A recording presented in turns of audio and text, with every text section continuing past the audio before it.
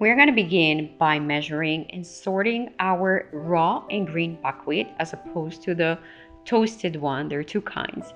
So we're going to make sure there are no any stones or any dirt. We're then going to add water to cover in order to make sure that the buckwheat is being submerged completely inside the water. So I'm dipping my fingers just to make sure they're getting wet in order to soak in more easily. We're going to let it sit between 6 and 8 hours or overnight until we see that the buckwheat is very soft and ready to be blended.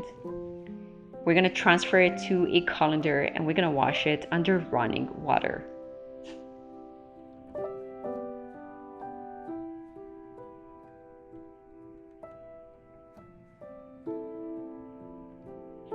And then we're going to blend our buckwheat. If you have a Vitamix or a big blender, you can transfer the whole batch. But today, that's what I have on hand, so I'm doing 2 batches. The most important thing is the water quantity. We're gonna need only 2 cups water total. So it doesn't matter how much water you put in the first or second batch, as long as you get only 2 cups of water. So for the first batch, I'm putting half of the buckwheat quantity with some water, and I'm going to blend it until very smooth.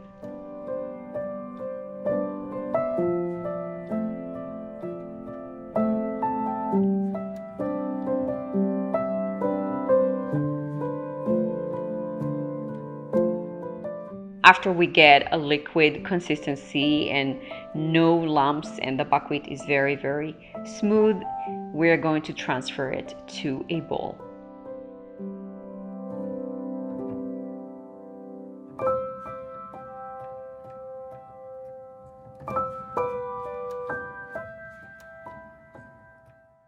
And we're going to do the same for the second batch, making sure that we use the rest of the water. We're going to blend it very well and transfer it again to the same bowl.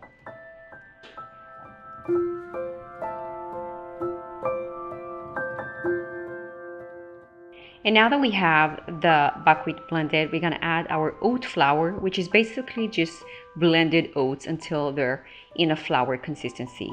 To that, we're going to add our yeast and our sweetener. Today I'm using honey, but feel free to use whichever sweetener you prefer.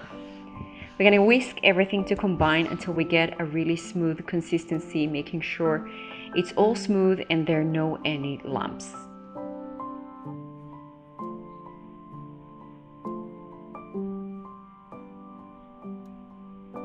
Only then we're going to add our salt, and I'm using pink Himalayan salt. And to that we're going to add a beautiful amount of nuts and seeds. I'm adding pumpkin seeds and sunflower seeds. We're going to give it a final mix, and then we're ready to transfer it to a bread loaf.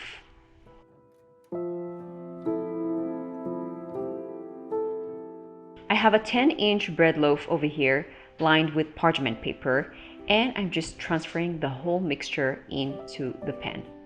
Now, our oven is not preheated. We're going to put it in a cold oven. I'm adding just a little bit of pumpkin seeds and sunflower seeds on top just to get the visualization of what's inside the bread, and also they're gonna get super toasted and crunchy later when we slice the bread. So our oven is not on. We're going to let it rise for 20 to 25 minutes before we light the oven. And then after 25 minutes, we're gonna turn the oven on to 350 and wait until we have reached the temperature.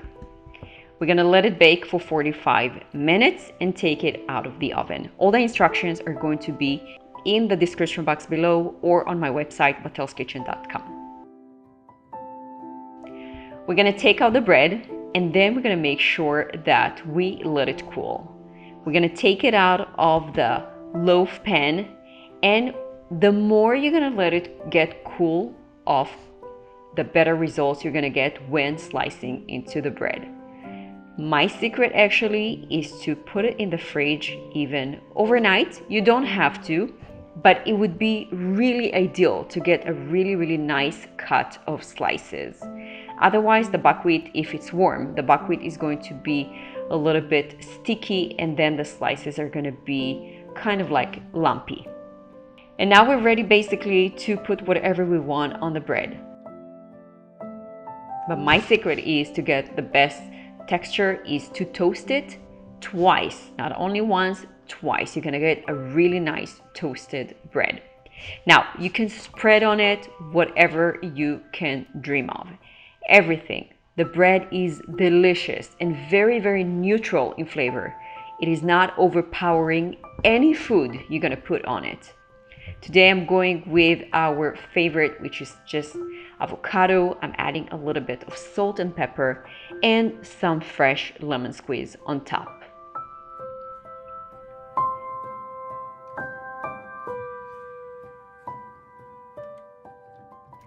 To add even more nutrition value, I'm adding a little bit of sprouts, and my favorite leaves in the world, I'm adding some arugula that is dressed with some olive oil and lemon and salt and pepper. Super simple.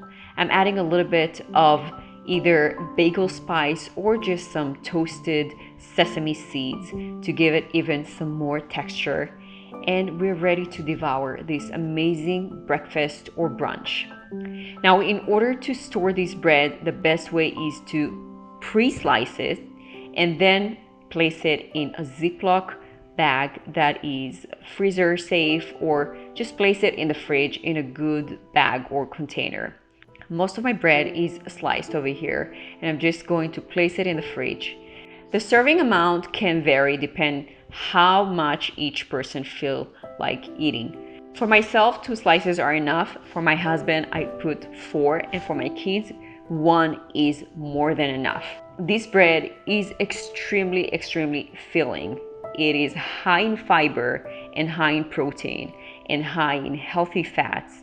It's gonna keep you full and satiated for hours and hours. It is gluten-free and vegan and has no eggs or oil whatsoever. This is actually a miracle bread, and I have learned to perfect this recipe. I am beyond honored and thrilled to share it with you so you can eat healthy too without breaking the bank. I hope you're gonna give it a try.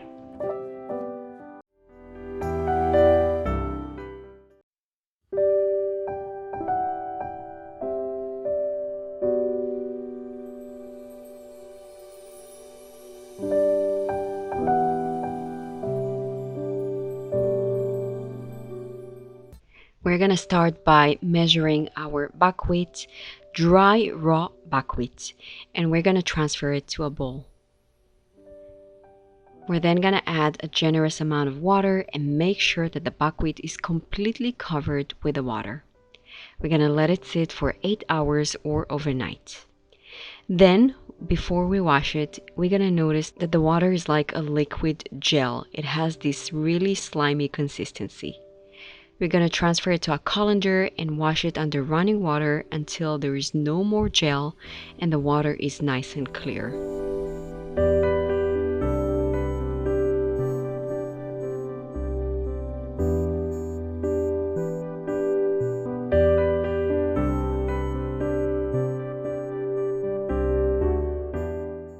And then we're going to transfer it to a blender cup or to a Vitamix.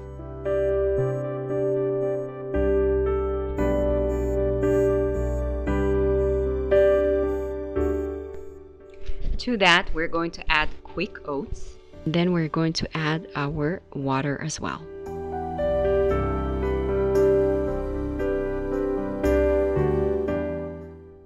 We're gonna add a little pinch of salt, and then we're gonna close the lid.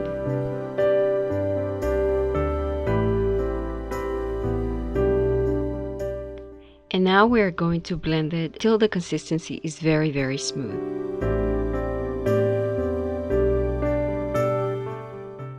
Once we have it nice and blended, we're going to transfer it to a bowl. And here's the important part. We have to let it sit between 5 and 10 minutes to allow the oats and the buckwheat to drink a little bit of the water before we make the tortillas. The next step is to really make sure that the pan is really hot. If the pan is not hot enough, the tortilla is going to stick. We're not using any oil over here. If you're afraid that your first tortilla is going to stick to your pan, feel free to use a little bit of oil spray. But these tortillas are good without oil at all, as long as that the pan is non-stick and the pan is hot enough. So what we're going to do is take our ladle and transfer it to the pan. We're then going to go in a circular motion, just like we're spreading sauce on a pizza, and then we're going to spread the tortilla on top of the pan. Once we have it spread, we're going to wait for bubbles to show around the edges. We must wait for the color to change before we flip the tortilla. This is the sign that the tortilla is dry enough and not wet and ready to be flipped. And then we have all these beautiful tortillas ready to be filled out.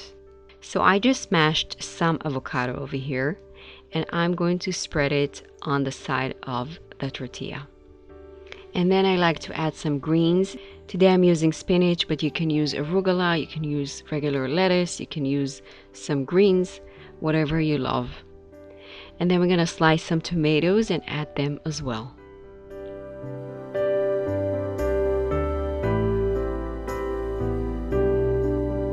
We're going to top it off with a little bit of red onion for some crunch and for some flavor.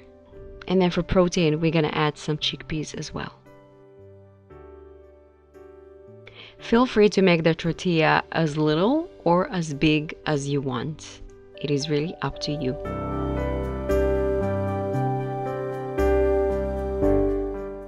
And now we're going to garnish with a little bit of cilantro, and then a generous amount of salt, pepper, and a nice drizzle of olive oil as well.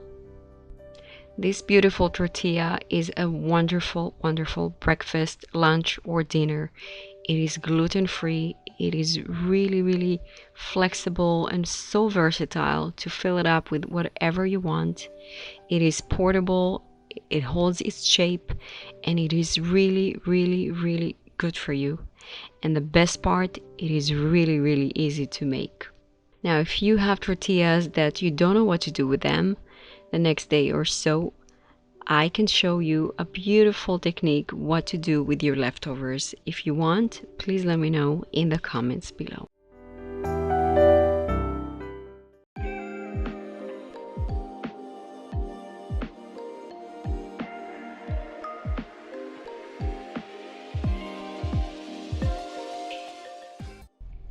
We're gonna begin by peeling our root vegetables, and I like to put some gloves whenever I use beets because it really has a tendency to leave a very strong color on the hands for a long period of time.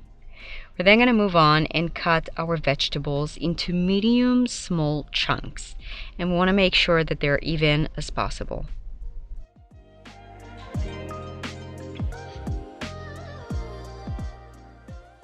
We're also going to peel 1 head of garlic clove. We're going to use it later for our buckwheat. And now we're ready to rinse off the vegetables and add them to a baking sheet lined with parchment paper. We're going to make sure that everything is really flat and every vegetable has a room on the baking sheet in order to roast evenly. We're also going to take a head of garlic and cut off the top part, and then we're going to drizzle olive oil on top of everything. We have a mixture over here of sumac, cumin, and paprika, and we're going to sprinkle it on all the vegetables, and we're going to use some salt and pepper to taste.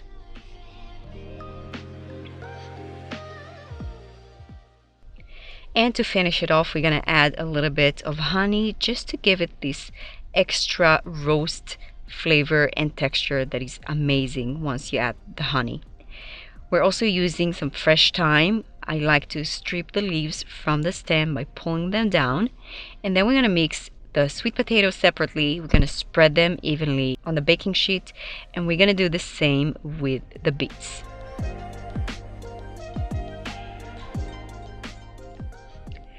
We are going to take our tray into the oven. We're gonna roast them on 400 for about 35 to 40 minutes. Moving on to our buckwheat. Today I'm using raw buckwheat and also roasted buckwheat, and I've rinsed it a couple of times. I have a full recipe on my website how to make the most amazing buckwheat. So I like to take a little bit of olive oil and the garlic clove that we've peeled and to toast the buckwheat really nicely in the oil before I add the water. We're gonna add boiling water and bring it to a boil, and then we're gonna cover it to simmer for about 18 minutes until the buckwheat is perfectly ready.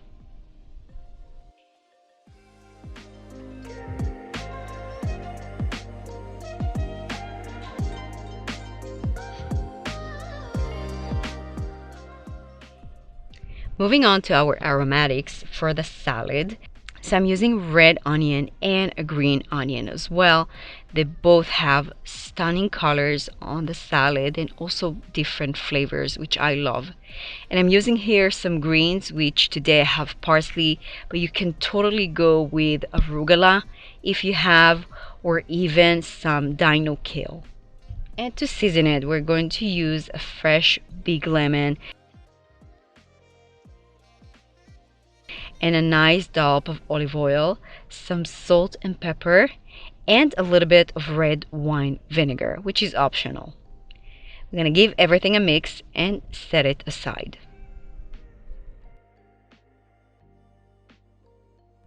Our vegetables should be ready at this point. They're golden, they're roasted, they're gorgeous, and our buckwheat also had a chance to sit for 10 minutes before we fluff it up. The buckwheat is perfectly cooked, and we let it air out for a couple of minutes before we actually assemble the salad. And now we're gonna make our whipped garlic tahini, which is so delicious. So I'm taking here actually whole tahini, which has more flavor and more benefits, health benefits. It has way more calcium, and it's really, really good for you. We're gonna add to our tahini some salt, pepper, lemon, and also our roasted garlic, which is key over here. It gives it such a good flavor, and a little bit of honey as well.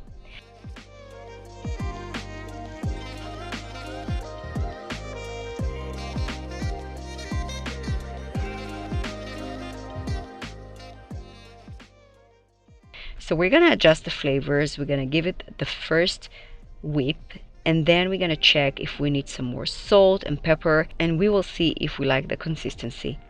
I'm adding some more flavors, salt and pepper, and a tiny bit more of honey, and we are ready to give it one final mix. The tahini is perfectly ready. The consistency is perfect. It's not too runny, it's not too thick, and we're ready to assemble the salad. So we've transferred the buckwheat into a mixing bowl, and now we're adding our roasted vegetables, which they had a chance to become a room temperature. And we're adding our aromatics, which are already flavored, the salt, the pepper, the olive oil. And to give it another dimension of texture, we're adding some sunflower seeds, but feel free to use some roasted almonds or pecans or whichever nuts you like. We're going to give everything a mix, and again we want to make sure we're not lacking of salt, pepper, lemon, whichever flavors you think the salad needs.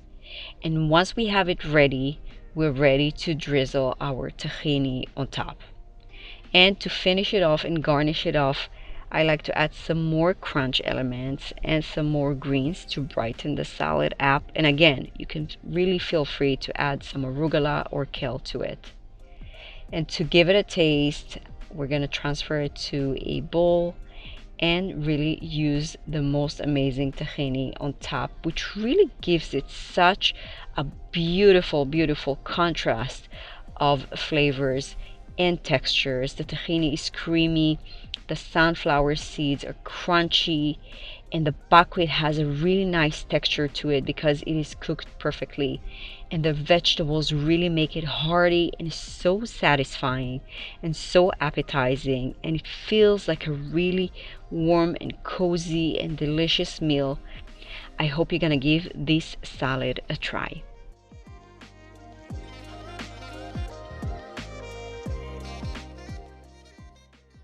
That's it for today, my friends. I hope you enjoyed. I hope you're gonna give this salad a try. If you did, don't forget to let me know in the comments below. And if you need some more help with your plant-based journey, check out my cookbook, Eggless Possibilities. You can find so many meals that the whole family can enjoy. Thanks so much for watching, and I will see you in the next video. Bye-bye.